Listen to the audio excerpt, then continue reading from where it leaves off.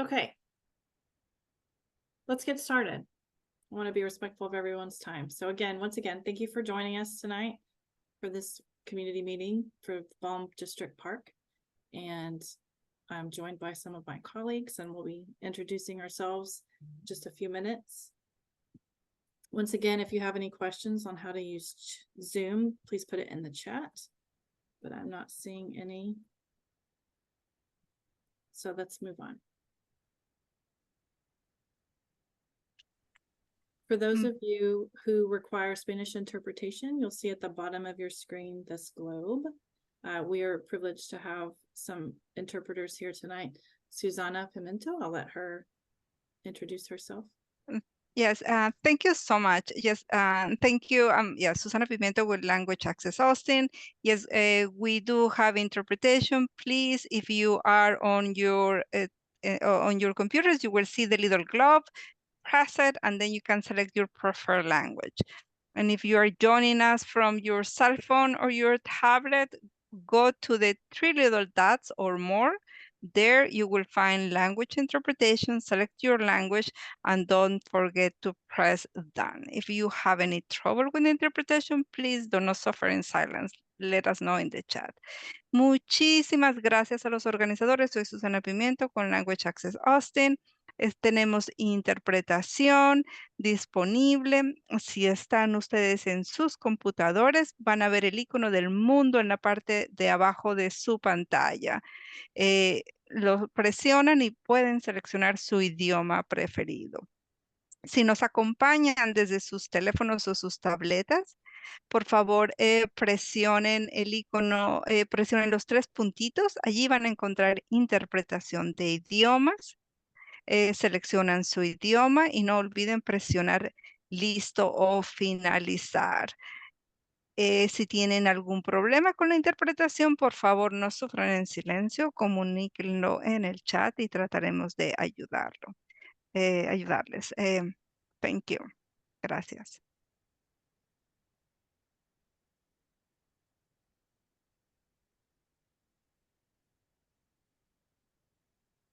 Once again, thanks everyone for joining us. I want to welcome you all here to talk about the future of Bolm District Park. We're very grateful for you to making time this evening. So what is a vision plan? This is the first community meeting for the development of the Bolm District Park Vision Plan. Over the next many months, we'll be working with you and other community stakeholders to develop the vision plan document. The vision plan that is developed will serve as a guide for the development of the park. It is a necessary step on the way to creating a park that will serve you. Thanks again for taking the time to partner with us to ensure we create a plan that reflects the community it will serve. The vision plan will address things like potential programming offered at the park and facilities located at Bolm. Additionally, the plan will take into consideration budget for achieving these goals, while also thinking through potential timeline for building out the different parts. The process to have a developed park will take many years, and we're grateful to have you partner with us during that time. Again, my name is Adrienne O'Keefe, and I am a community engagement specialist with the Parks and Recreation Department in the Communications and Engagement Unit. We're joined by the project manager, Charles Mabry, and Rachel Morris, landscape architect, on Charles's team. One of my colleagues from the Communications and Engagement Unit, Justin Schneider, is also with us tonight. And with that, I'll turn it over to Aaron. Thank you, Adrienne. Again, thank you everyone for joining us this evening in this really crucial step and kickoff of the project. My name is Aaron Cooper. I'm a landscape architect, and I'm functioning as the project manager for Halff, which is the park design consultant on the team. I'm also joined by Brandon Hay. He's also a landscape architect, and he'll be functioning as the urban designer on the project. We're also joined, as previously mentioned, with Language Access Austin. We have Susana Pimiento and Lina Santoyo. And I have Civic Collaboration, Diane Miller. She's on this evening. She's the president of Civic Collaboration, and she's our public engagement consultant.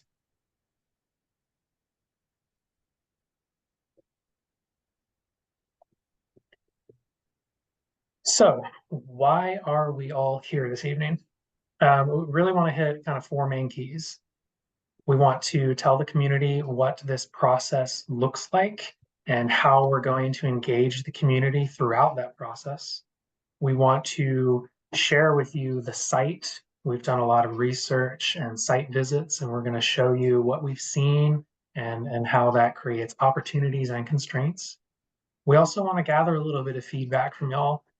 We want to use that feedback to help guide preliminary concepts. We'll have a couple survey questions to help keep y'all engaged.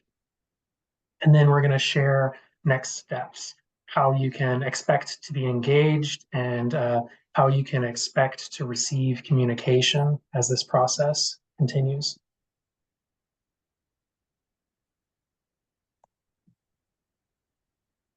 This is our schedule. It shows what we've already completed, where we currently are, and where we plan on going. So what we've already completed is site analysis and data collection. So we gathered all of the available data that we could find and that was provided by the city. And we sat down and looked at it and put together a base map of all of that. So we took that base map and we went out to the site and we confirmed everything that we were seeing. We took a bunch of pictures and we wrote a quick report on it. So where we currently are is in community engagement round 1. So we started this part of the process in October. We sent out postcards and emails and social media posts to let everybody know that we were having this meeting. So that hopefully is how you figured out about this meeting. We're going to, beyond this meeting and continuing in community engagement round 1, we'll be having pop-up meetings. And what that looks like is we'll be setting up tables at community events and parks to, again, reach people that weren't able to make this evening and let them know about the process and let them know about the opportunities that they'll have to help guide this vision plan. We'll be wrapping that up in early December, at which point we'll be developing preliminary concepts for the park. So we're going to come up with 2 different concepts. We'll just call it Concept A, Concept B. And we'll have a survey that's going, or once we've developed those concepts, we'll come back to the public. We'll come back to the community and say, which concept do you prefer? Do you prefer Concept A, Concept B, or is it some combination of the 2? We'll have a survey to gather feedback on that. And depending on what we hear on that survey, we'll either finalize Concept A or B or some combination thereof. So we'll end that round in March of 2024 and begin the development of the final concept. We'll work on that through April and, tweak it and adjust it and make sure it's right. And we're going to come back a third and final time to the community. We'll present this concept and really just ask, did we illustrate and are we showing what you were imagining? So we'll be wrapping that up in June, and then we'll take it to the Parks and Recreation Board for their review. And we'll maybe have to make a couple tweaks here and there. But then the final vision plan report will be completed in August of 2024.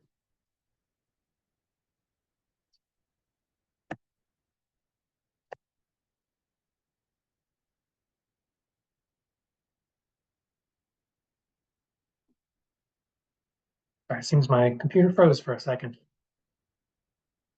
All right, so I mentioned those 3 rounds of public engagement, and you may have seen the postcard mailers, email notifications, and even social media posts. So you can continue, you can expect to continue seeing those as this process continues. We also have a project website, and I'll provide a link at the end of this presentation. But this project website will house all of the feedback that we're receiving. It'll house a frequently asked questions section for any questions that maybe we didn't get to answer on this presentation. It'll also host recordings of virtual community meetings. But in addition to that website, we do have surveys. So there's going to be 3 rounds of surveys. There's also going to be additional virtual community meetings, which just previously talked about, and ongoing pop-up engagement events. So essentially, we'll have a community meeting, and then we'll have follow-up pop-up events related to those specific surveys, just trying to spread the word.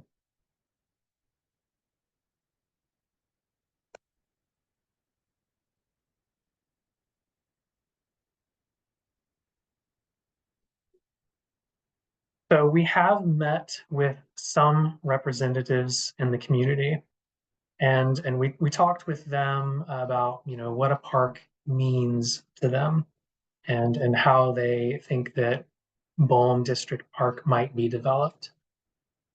Based on those conversations, we developed draft objectives, and these draft objectives are intended to help guide us through the planning process and make sure that everything we're showing has been identified by the community. So those 4 objectives are provide a variety of active, passive, natural, and cultural experiences and activities for a multi-generational and multicultural community.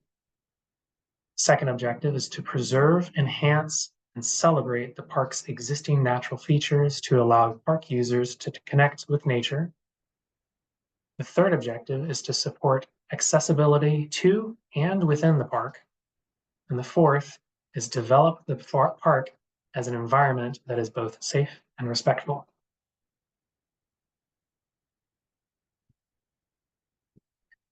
So just to make sure nobody's sleeping, I do have a couple poll questions mixed in here. And the first poll is, how did you hear about this meeting?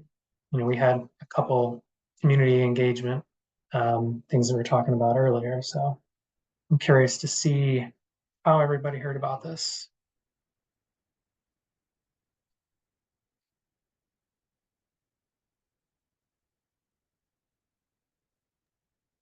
Hi, can everyone see the poll? I've launched the poll on my end, and so just take a second to let us know, if you don't mind, how you heard about tonight's meeting.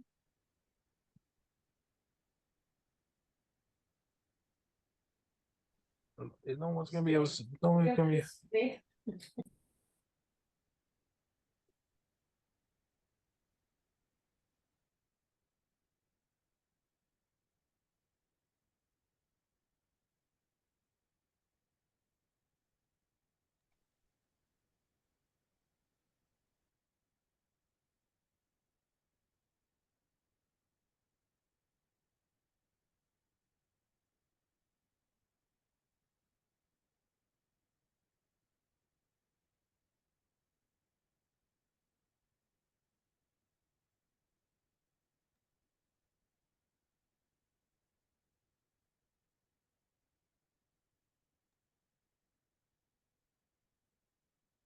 Hi, everyone. I'm just going to wait another minute to let everyone. All right.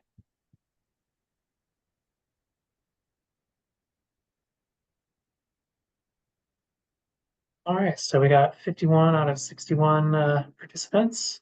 Looks like the social media, that's how most everybody heard about this, followed up by a friend or neighbor.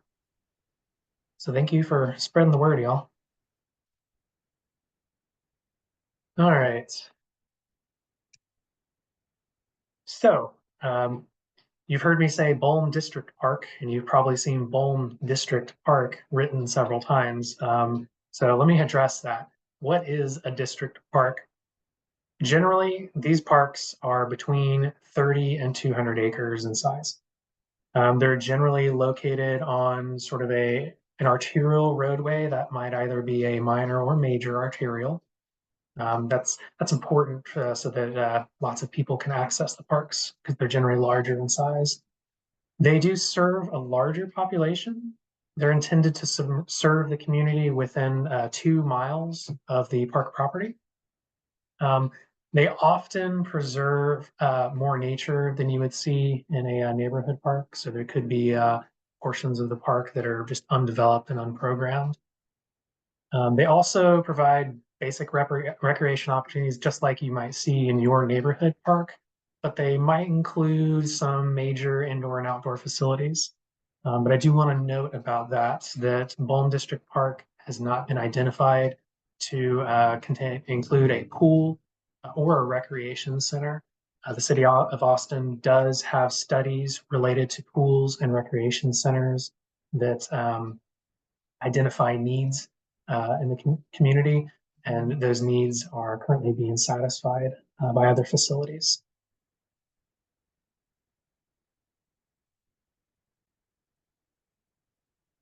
In the previous slide, I mentioned that the park has a 2-mile service area, so I wanted to show you what that looks like on a map.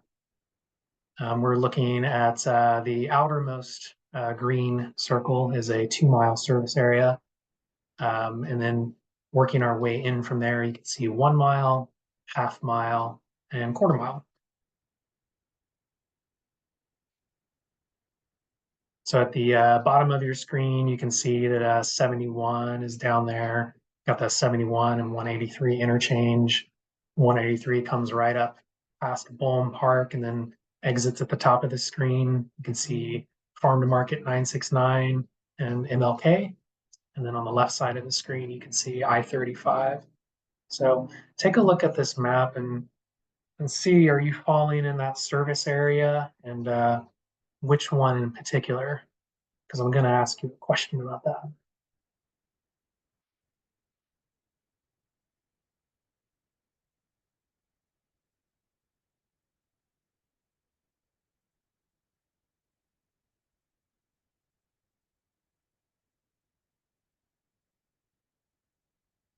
All right, so our next poll question, I hope you found out where you live in that service area, because we're curious to know, how close do you live to the park?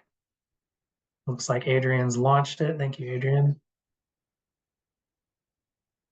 All right, so y'all are awake tonight. We're at 33.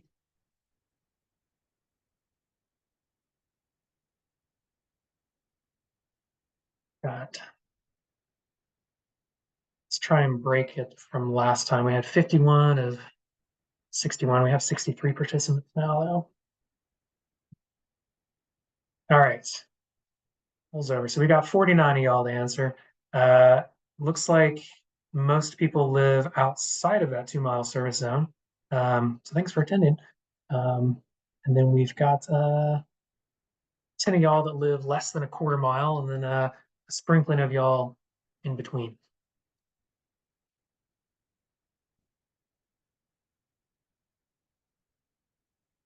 All right. So Bolm District Park is pretty unique in that it is directly on the Colorado River. So this is an image from our site visit, kind of showing really how pretty it is in the park. So with the Colorado River in mind, I'm curious, would you use the park to access the Colorado River? And we'll get a little bit more into what access looks like.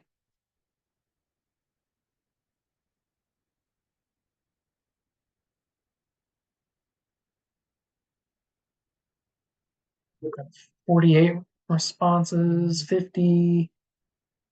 I think we're good to close. Got 80% participation.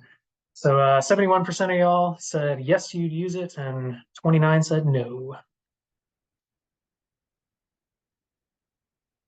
All right, so related to the Colorado River, there's different activities that one might do with the river. You might use it to access the water so that you can kayak or canoe.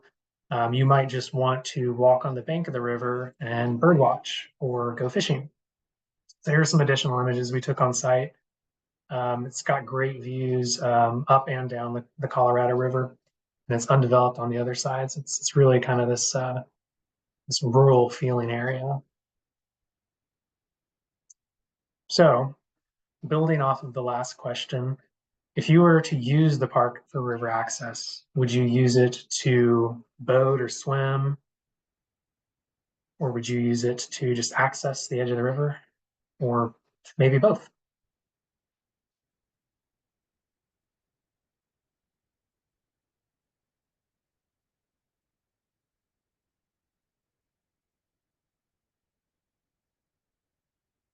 And about 46 people. See if we can break 75%. I need a couple more. All right, there we go. So 58% of y'all said you would use it for both. That's pretty great. All right. I want to show you a little bit of history about the sites. You know, historically, the area has been inhabited for, hundreds and thousands of years, by different tribes. But a little bit more recently, I've got a photo on the left side of the screen from 1964, and that is showing a predominantly agricultural use. I do want to point out that to the south of the site, there is, it looks like some disturbance, and that is a gravel site. So what they've been doing is collecting materials on the other side of the river, and you can see a little bridge at the bottom right of the site. They bring that material back across the bridge and then sort it, filter it, and then sell it and ship it. So that was in 1964. In 2003, the image on the right, you can see that that activity has spread to use almost the entire site. There's different piles of different materials. There's all kinds of equipment for sorting and moving. You can see that 183 has been built. They haven't quite completed construction at that time, and this was 2003, so this was before there was even a toll road. You can see that on the other side of 183, there's some light industrial use. And you can see to the north of the site that there's nothing built there. And same to the northeast. The neighborhood is not there. But that bridge across the Colorado is still there in 2003.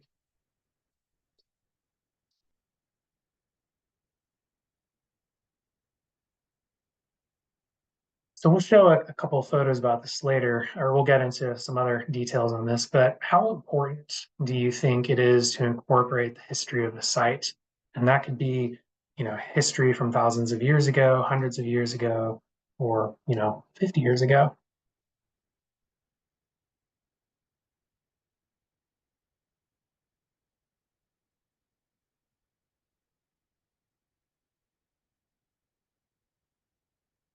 All right, 77%, 78, 80. That's We have pretty a good. question. We have a question in the chat to clarify the question, Aaron. Oh, sure.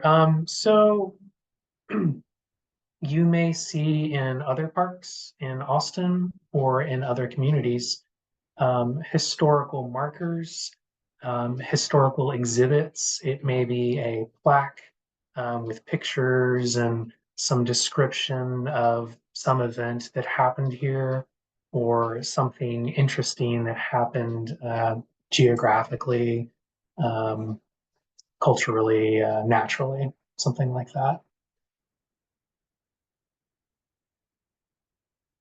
So I'll give you a couple more seconds. All right. All right, so got over 50% of people said that it was somewhat important to very important to incorporate history. All right, this is a site photo from today. Well, not today, but more recently. It's been this year. What's changed since 2003? You can see that the toll road has been constructed. You can see that the materials operation has ceased on site. You can see to the north of the site that the Laurel apartments have been constructed.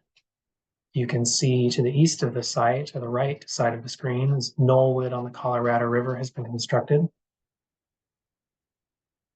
And you can see on the south of the site that the materials operation is still continuing, but the bridge that crosses the Colorado River is no longer there. You can see that there's still some materials spoils piles. It's kind of right in the middle of the park. Those are piles of dirt and rock and gravel. On the north side of the site is a large pile of asphalt. And there's a small building kind of in the bottom right corner. And parts of the site are unvegetated because they've been disturbed and compacted.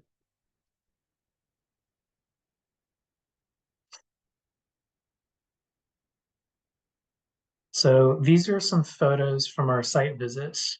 They are showing remnants of the materials operation, kind of creating an industrial character. You can see the building in the top right, and then there's lots of concrete culverts, concrete pillars, footings. There are some other pieces of equipment back there. So related to this, we wanted to ask the question, should the industrial character that you've seen in those images be preserved in the final design?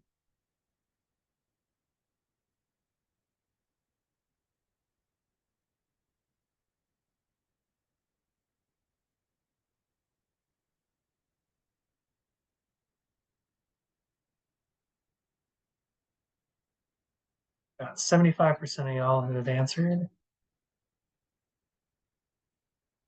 All right, we got 78%. 59% of y'all said yes.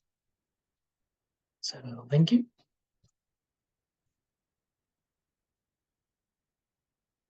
All right.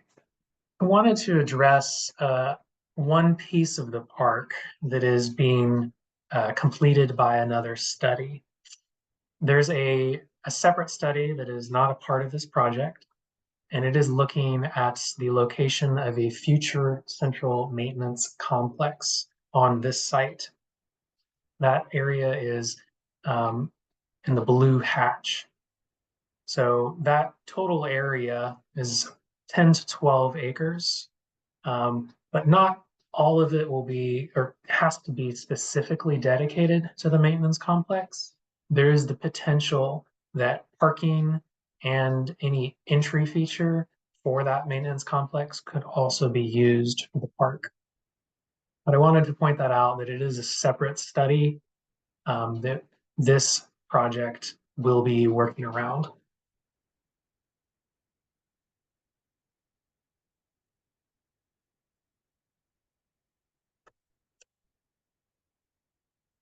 So previously we showed you a distance map, showing the area that the park services.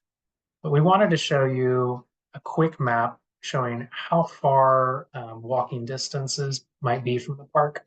So we've dropped a point sort of in the center of the park, and we're showing a 1/4 mile radius from that point. That's the interior circle. The exterior circle is a 1/2 mile radius. So the smaller circle is how far one could reasonably be expected to walk in 15 minutes. The larger circle is how far one could be expected to walk in 30 minutes. There's some orange lines along the top of the slide.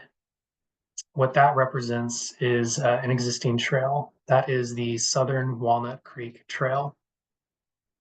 From the top center of the screen, there's orange lines that are parallel to 183 toll, and those go all the way down to the bottom left of the screen.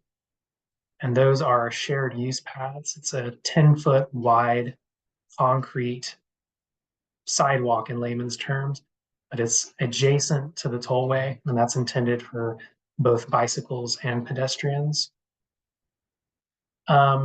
Between the 1/4 mile and 1/2 mile circle and crossing 183 is a pedestrian bridge.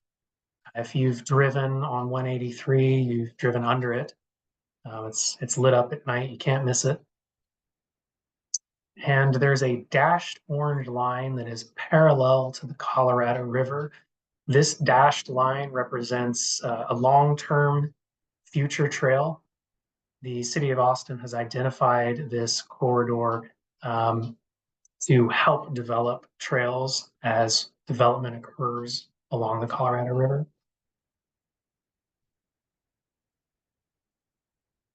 So with walkability and transportation in mind, we've got another poll question.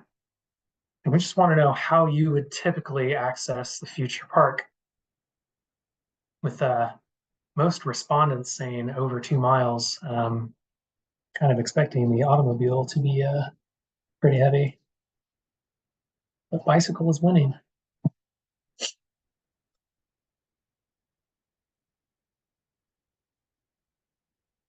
I've got 80%, 82. I think there are some cyclists in the room.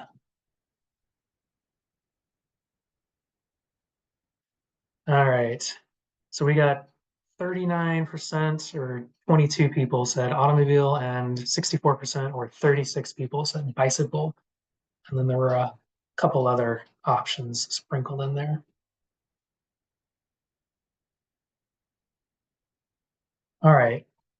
I previously mentioned that shared use path, that's a more technical term, but it's a 10-foot wide sidewalk that's intended for pedestrians and bicycles. So it's adjacent to 183. It goes right past our park within the vehicle right-of-way. And there is a 4-foot wide strip of grass between that shared use path and the vehicle lanes. So take a good look at that photo. You can see in the background the pedestrian bridge that I mentioned you've probably driven under. So with that shared use path in mind, if there were an alternate trail that you could use instead of that concrete shared use path, would you use it? And that essentially is asking, if you were going from north to south, would you prefer to not be on 183?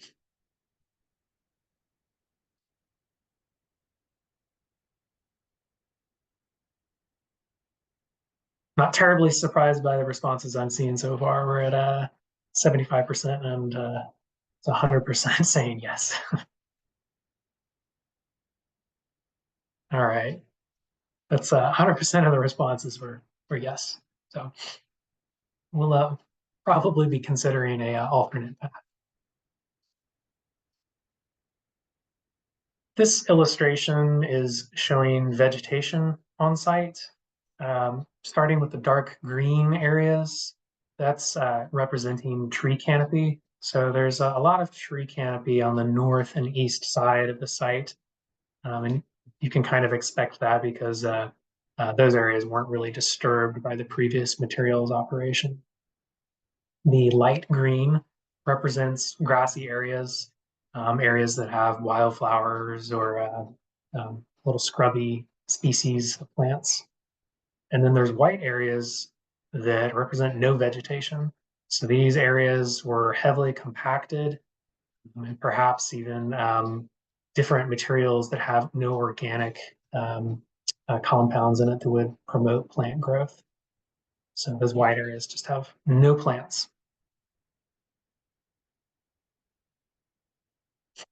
Here's some pictures of the existing vegetation we saw on site.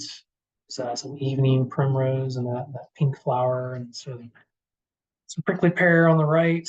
And forgive me, but I don't know the name of the flower on the top left. So with those pretty pictures in mind, I wanted to ask you, how important is it that we restore parts of the park to be a more natural environment?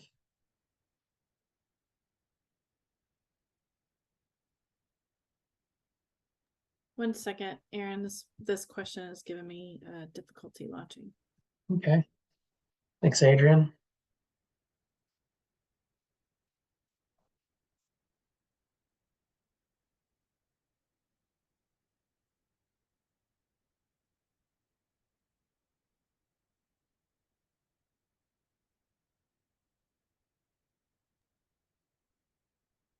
We might ask people to put their answers in the chat for this one, because this one is not letting me launch it for some reason. I apologize. Okay. Sorry, folks, but the poll is not working at the moment. So if you wouldn't mind, you can just in the chat, you could write A, B, C, D, or E. Meeting's being recorded, so we can go back and look at what those responses were.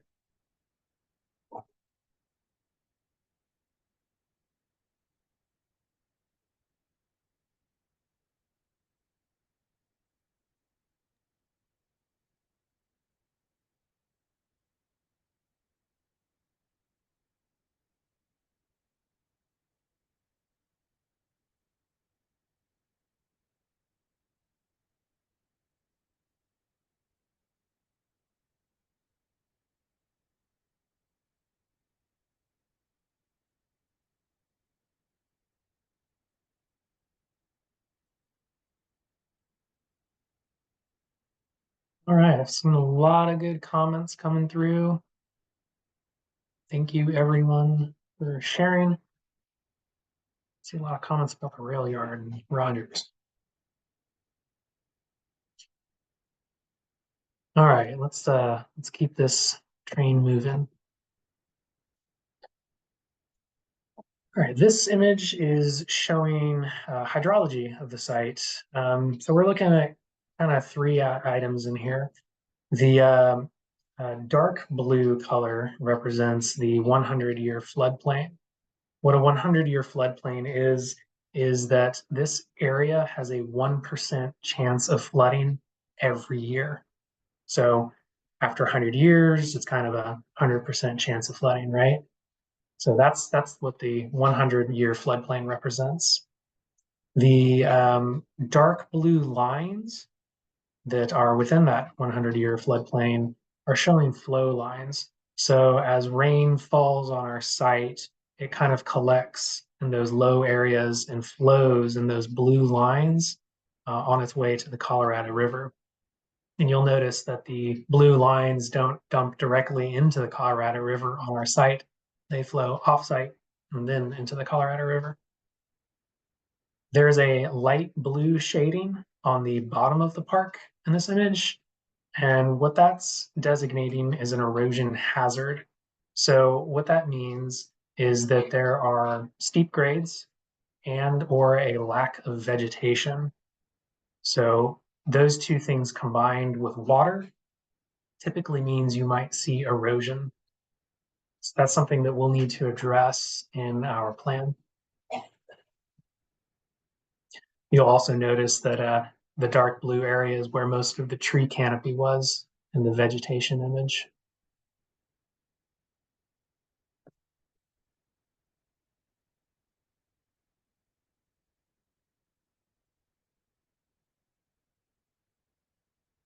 All right. So we're going to start talking about programming, and there's 4 different types of programming. And the first one we'll talk about is active programming. And this is generally programming that has high levels of activity, more intense uses or more specific constructed elements to support those uses. So the top left image, we've got a skate park, could also be a bike park. Scooters are becoming kind of popular at skate parks now. The second image, so to the right of the skate park, that's a basketball court, but it's representing sports courts in general. That could be a tennis court, pickleball court, foursquare, shuffleboard, you name it. It's just representative of sports courts. To the right of that is sports fields. So we have a baseball field in the picture, but it could be a soccer field, a multi-use sports field, cricket field. The top right image is showing 2 different types of trails. There's a concrete trail, but there's also a single track on the right side of the image that's intended for mountain bikes. The bottom left image is a splash pad. Splash pads rather come in all different sizes and shapes. Some of them have large interactive pieces of equipment, and others are simply water jets coming out of the ground. The image to the right of that is a playground. We're all somewhat familiar with those, I think.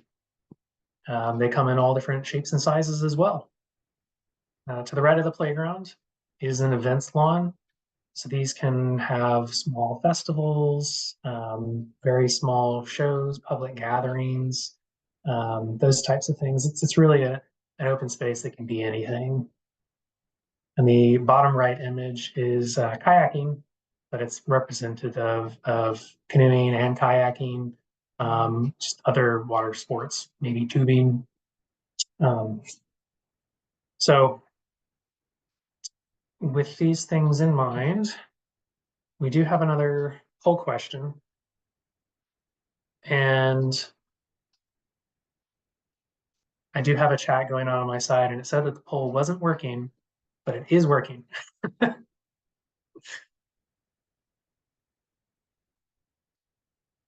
So how important is it that active programming is included in the development of Bolm District Park? It may be one of the images you saw above, or it may be something else that is generally a high intense use or has elements that are constructed for a very specific activity.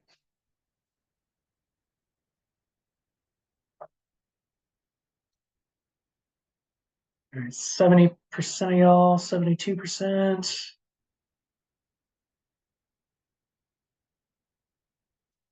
73. All right, let's call it. So I've got 48 respondents. 38 of y'all said very important. 7 said somewhat important. And I've got 3 people saying somewhat unimportant or not important.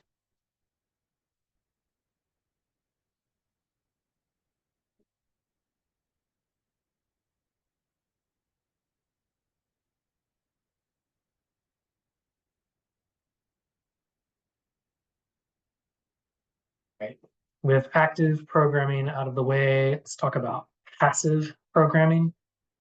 So passive programming is generally less intense uses. Some of the passive programming representatives we have are disc golf in the top left. Some people call it frisbee golf. The top center image is clearly a giant chessboard, but is representative of just community games. That might be, what is it, horseshoes, washers, there's concrete ping pong tables. Those are some things you might see. The top right image is a dog park. So yes, people bring their dogs there, but there's not always a very specific use. It's not like a agility course, although it might include it, but just a place for people and their dogs. The bottom left image is kind of senior activities, low impact exercises. The image to the right of that is fishing. So there could probably be some fishing opportunities on the banks of the Colorado River. The image to the right of that is a picnic pavilion. So it's a very, very specific use that's going to happen there. Could have birthday parties or family gatherings. And the bottom right image is birding or nature watching if you're not into birds. So with these passive program items in mind, how important is it that we include passive programming in the development of the park?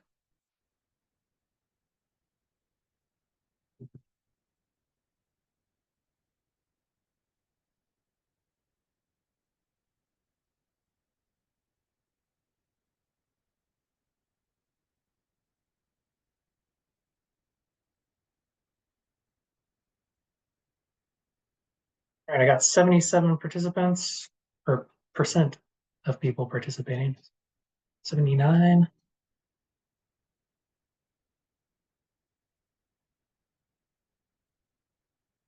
All right, so we got 52 of 63 people responding. I think the rest of us are actually running the meeting.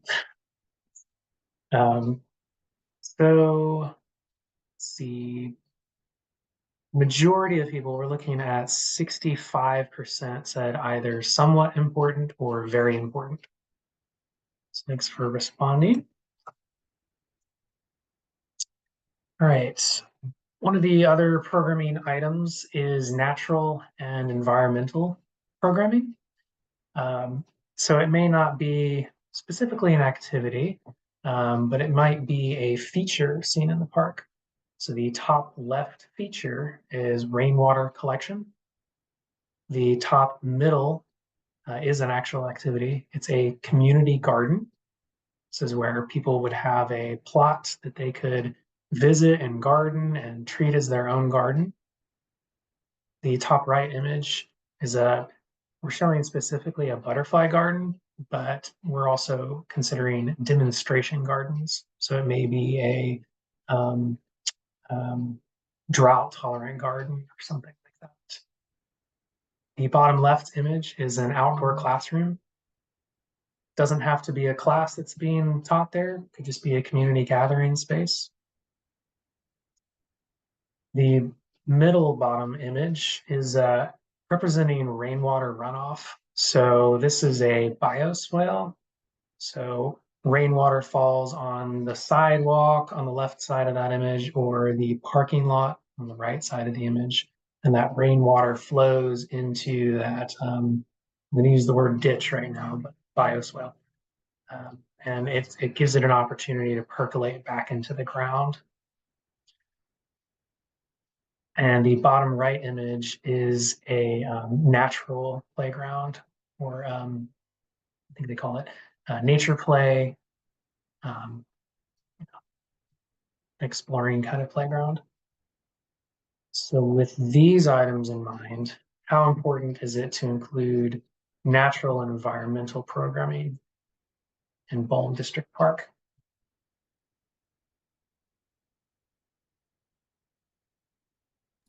It looks like Zoom is now giving me problems, Aaron, so this one may not launch for us unless Adrian can get it going. Yeah, Thanks, I'm in the same boat. Sorry, Aaron, and sorry to everyone. These were all working in practice, and now some of them have decided to stop working. So I appreciate those of you who are answering in the chat. Again, we'll collate those answers from the chat. Thanks for your grace. Well, let's give everybody a minute to get their chat answers, since it's not as easy as clicking now.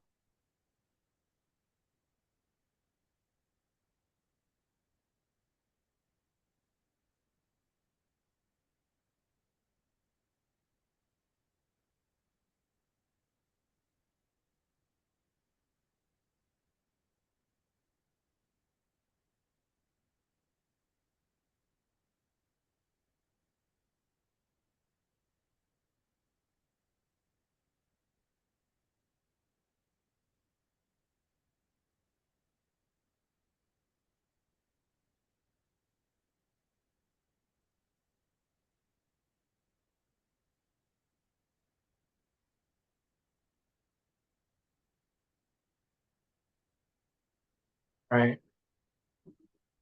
Thanks everyone for responding. If you're still responding, keep on keeping on. I'm going to move on to the next programming item. So the fourth and final programming item we're going to talk about is art and culture. So this could be represented by many different items. The top left is kind of representative of a small public event. The top middle image is what I mentioned earlier, a interpretive exhibit. It could be historical, or it could be natural. Could be talking about the geography or the environment.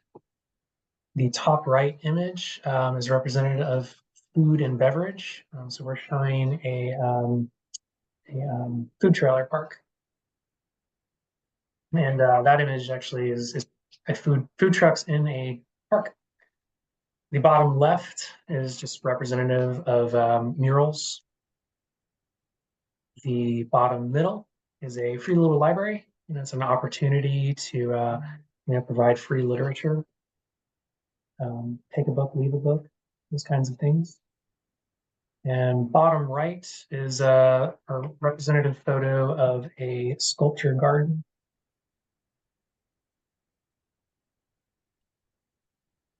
All right, with those in mind, let's see if our next poll is going to cooperate today.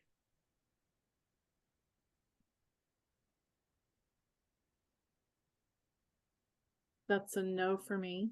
It's not working on my end. I'm waiting to see if Justin can. Oh, launch. it's running. Yeah, thanks, Justin. Had to get out of the meeting and come back. Hopefully the next one works for us all. Thank you, Justin.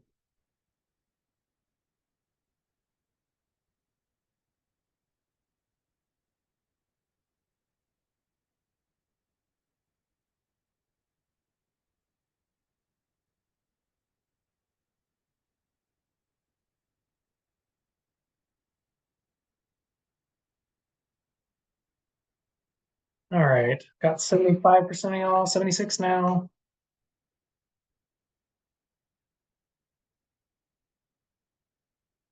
All right, let's call it. We've got 51 out of 63 that responded. So I'm looking at 77% said it was either very important or somewhat important. So I think it's more important than not important, according to that poll.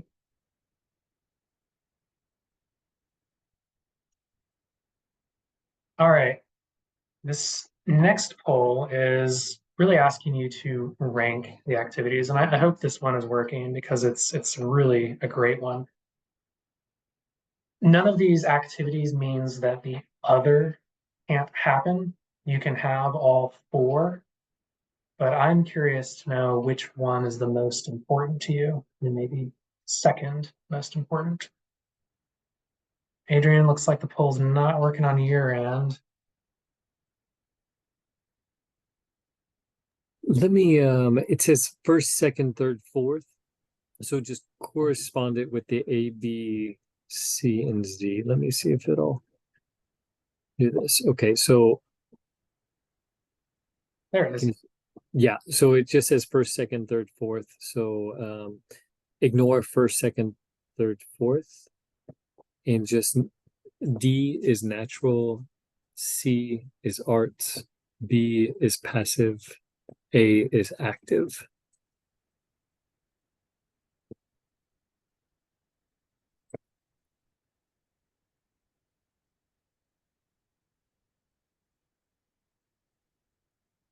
All right, I'm really glad this was working. We've got 30 people who've responded. Let's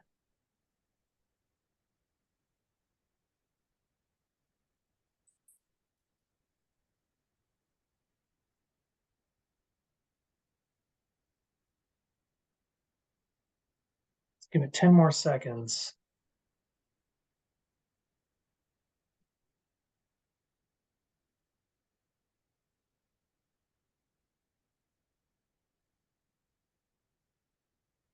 All right. So we got some pretty good feedback here. It's like active recreation is first, second being passive, and third and fourth are kind of tied for natural, environmental, arts, and cultural. So thanks everyone for taking part. And I think I confused everybody. I apologize. I think it looks different on your side than mine. So my apologies.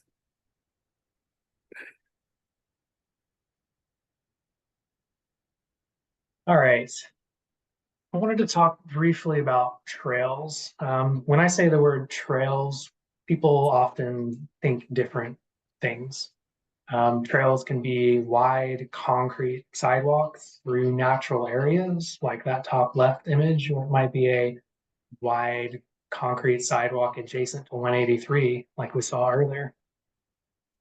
There might be gravel pathways of varying widths. You can see that image of Lady Bird Lake trail in the bottom left. Some people say trails and others think single track, because that's a type of trail. So that top right image is a single track mountain bike trail. You might often see trail runners out there, sometimes people walking their dog. And the bottom right image is a just natural earth trail, which I realize, you might ride a mountain bike on as well, but it's more conducive to other activities as well. So with trails in mind, what types of trails would you like to see in Bolm District Park? And this one's great because you can select all the trails if you want to see each trail. So hopefully our poll's working. It is great.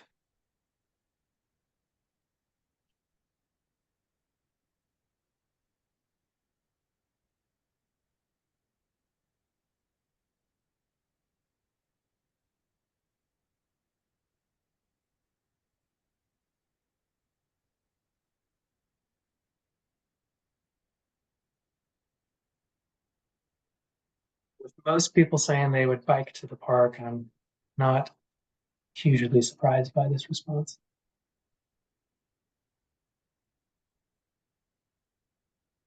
All right, I've got the 73 participation percent right now.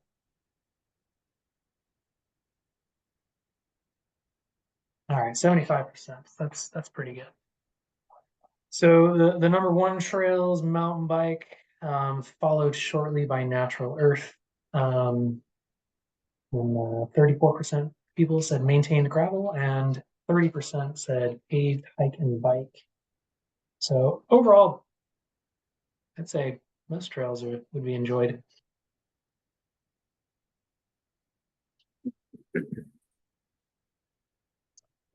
All right, so we talked about schedule earlier, and I wanted to remind you of that schedule, and please keep in mind the future community engagement rounds that we have. We will be reaching out to you with postcards and emails and social media blasts. So please keep an eye out for those and participate in upcoming meetings and take those surveys.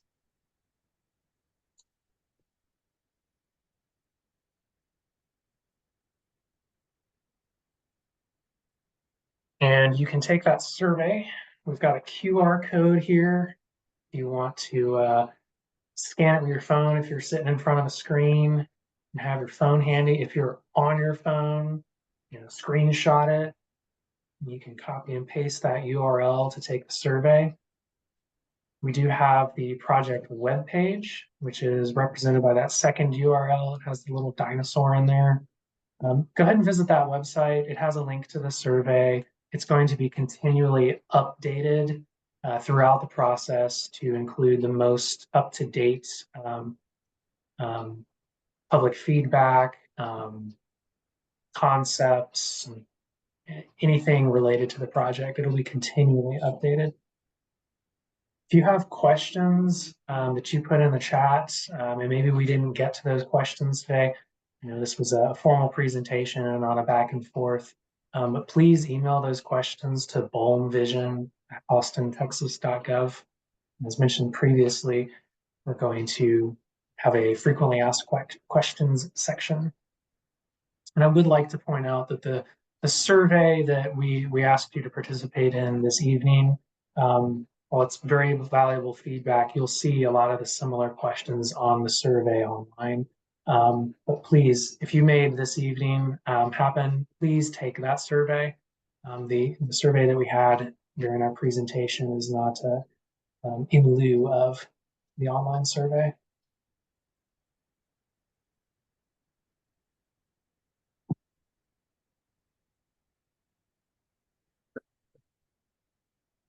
Either I talk fast or we just saved some time and you can have some time back in your evening.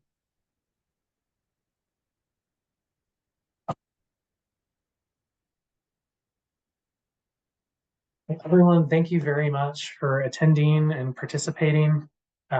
We will put the recording of this meeting on the project webpage.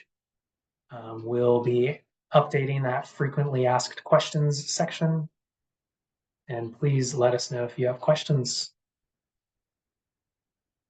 But everyone have a great evening.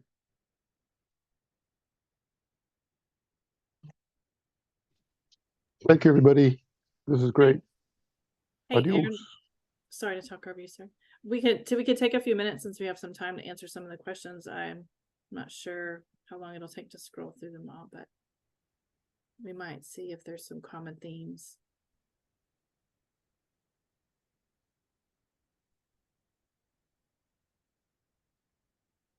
There's a lot in the chat. I'm seeing one right now. It's asking if public meetings will be held close by the park. What we'll be doing is meetings similar to this meeting will all be virtual, but we will have those pop-up meetings, and those will all be held within the service zone of the park. We'll be out there this weekend. And we have an event in December scheduled, an event tomorrow. We're gonna be out there. But those pop-up events won't have anything that this evening didn't contain. Let's see. Yes, the email is bolmvision@austintexas.gov.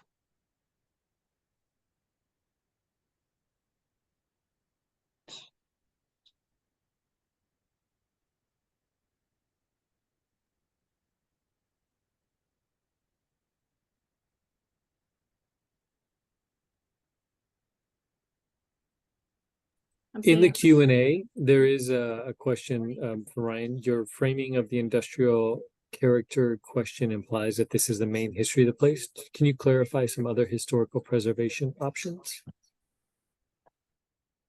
Some other historical preservation options could highlight cultural changes or cultures that have inhabited the area. And that could be from native tribes to settlers, all those types of things. So I don't have anything specific in mind, but it would be something of that nature. The industrial character would not remove the need or desire for a cultural or historical type of celebration.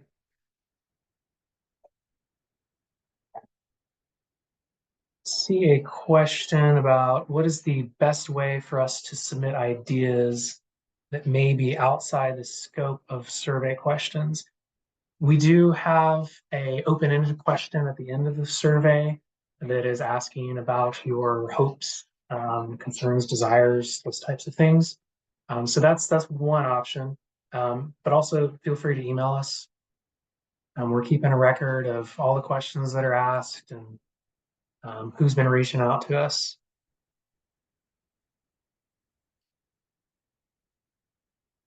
Ryan Gosson, you asked, what about trails that connect to other trail systems? So we're definitely interested in how Bolm will be connected to trail systems already existing in the city and that are planned for the future. We know that the Southern Walnut Creek Trail is just north of our site. You could currently, from our site, use the shared use path going up 183, and there's a pedestrian bridge that crosses the creek to connect you to that trail. So it's definitely a key interest to have connectivity for alternate transportation.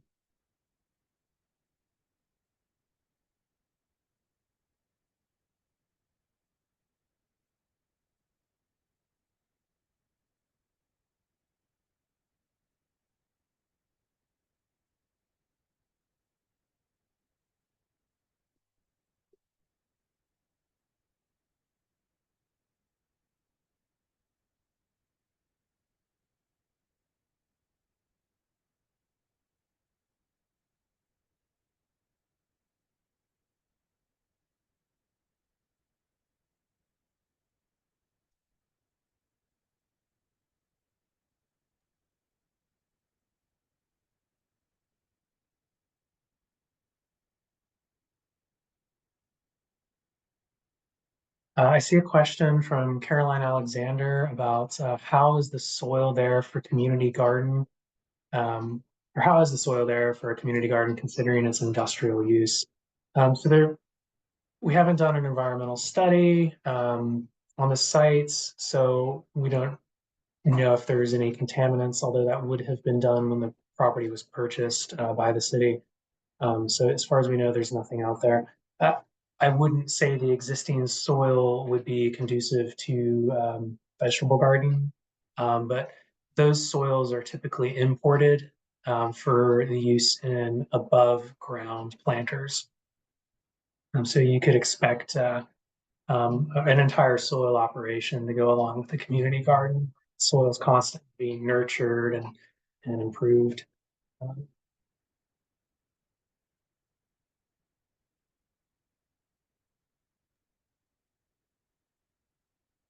Aaron, early on in the questions, an early question was talking about how long, how many years does years mean for the development of the park? So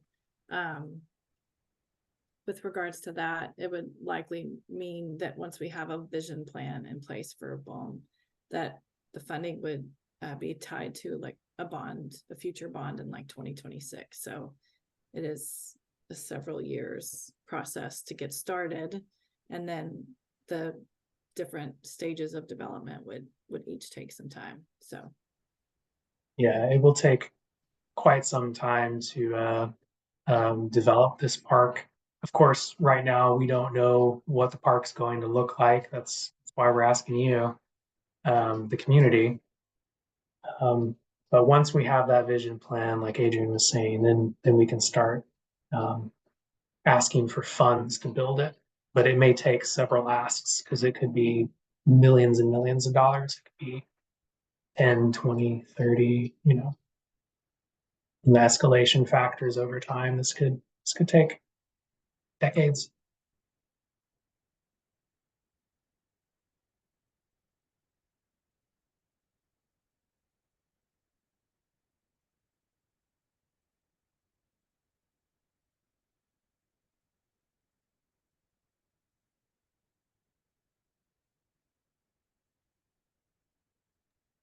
there's also a lot of comments on the maintenance facility that was shared at the beginning of the meeting.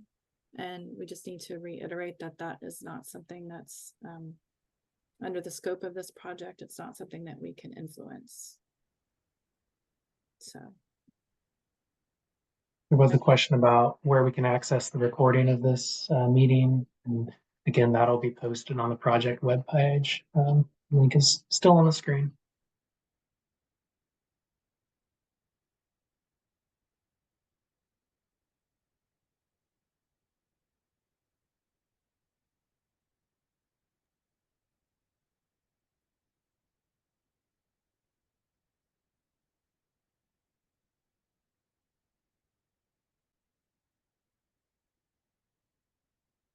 I'm not seeing any questions. I'm still scrolling, but I think we've hit the big.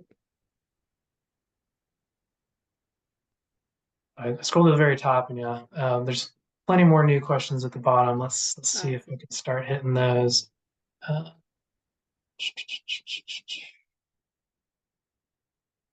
The Camino Real passed through this area, question mark?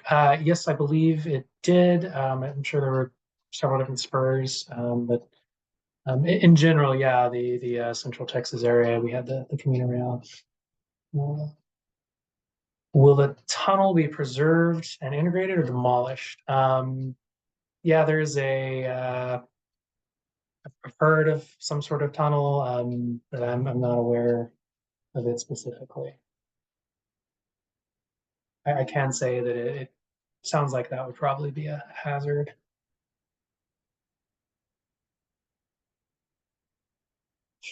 All right.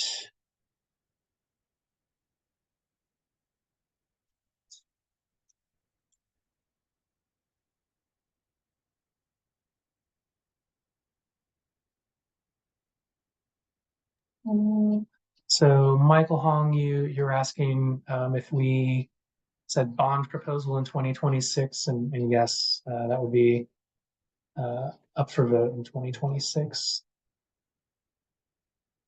is the first opportunity to get funding to build phase one of this park, whatever that is. So Melissa Gaskell, you asked, can it be done in stages, like creating river access right away if little infrastructure is needed? Yes, this will have to be a phased development. So, and what those phases will look like, you know, we can't say at this point just because we don't know what's going to be there. Derek, you asked if private funding could shift or accelerate development. That's always a thing. It's a stimulus package, right?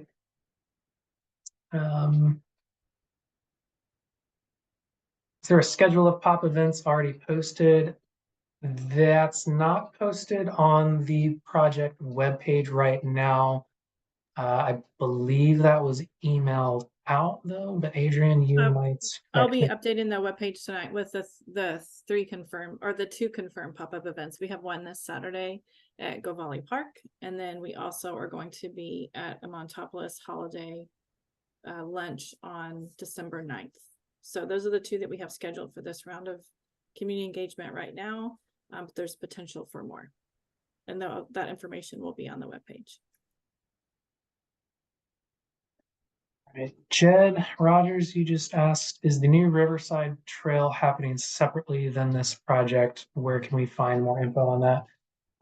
So Jed, I think you're talking about the dashed orange line that we were showing parallel to the Colorado River. Perfect. So that dashed line is representative of a long-range planning plan that the city of Austin has. So as properties along the Colorado River are developed or are sold and exchanged, it's been identified that it is in the interest of the city to see how a trail could be incorporated into those developments. So you could probably find more information on that in I think there's a Parks and Trails master plan that you could reference, and that'll be on the Parks and Recreation webpage, which is housed by austintexas.gov. You bet.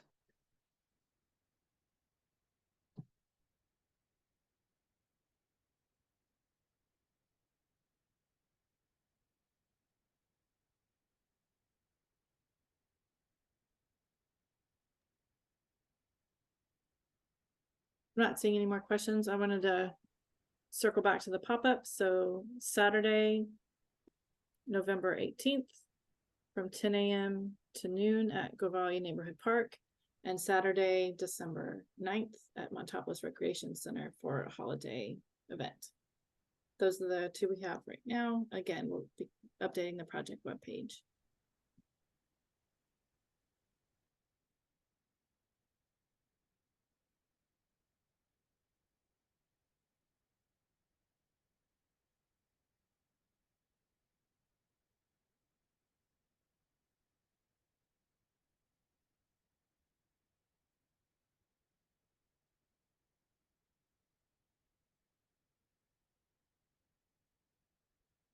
Ryan Gosson asking, how dangerous is the park today? I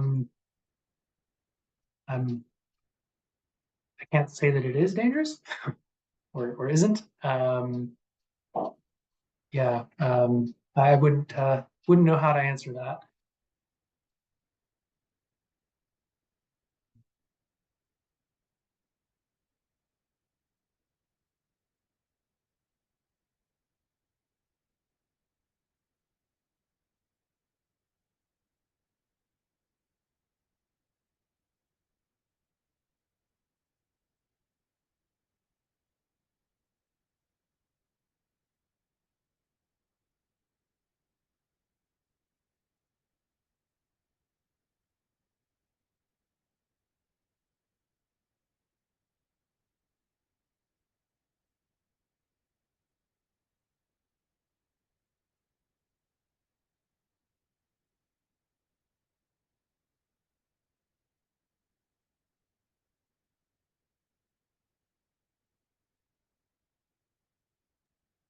All right.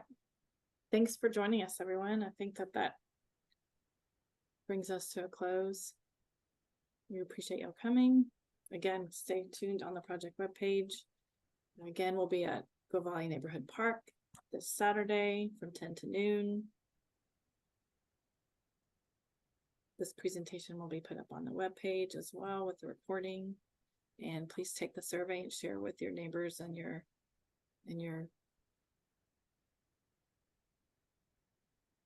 networks to help us get the most information we can. Thanks, Ryan. Appreciate that. Thanks for everyone who came after working hours. Yes, thank y'all for everyone for making time in your evening for this.